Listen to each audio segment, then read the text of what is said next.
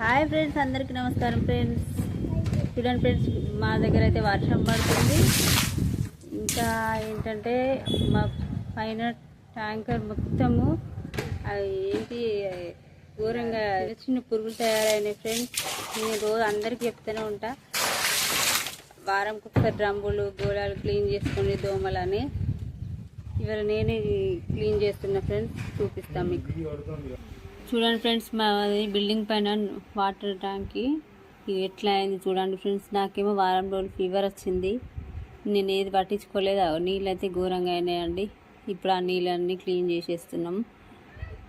ఎంత ఘోరంగా అంటే ఘోరంగా చూడండి ఎట్లున్నాయో నీళ్ళు అయితే అన్నీ తీసేసినాం. ఇంక ఇక్కడ కొబ్బరి చిప్పలు ఉన్నాయండి, ఆ రోడ్లో ఉన్నాయి నీళ్ళు. ఇక ఇవి కొబ్బరి చిప్పలు, ఆ రోడ్లో నీళ్ళు అవన్నీ తీసేసి క్లీన్ చేసేస్తున్నా అండి. ఈ నెగ్లెక్ట్ చేసుకోవద్దండి. ఎవరింటి పరిసరాలు పరిశుభ్రంగా ఉంచుకుందాం. ఇట్లాంటివి మనకు తెలియకుండానే, ఎందుకంటే అట్లా ఏమవుతుందని అలా వేస్తాం. ఈ వర్షం నీళ్ళు ఆగి ఇట్లా అవుతున్నాయండి.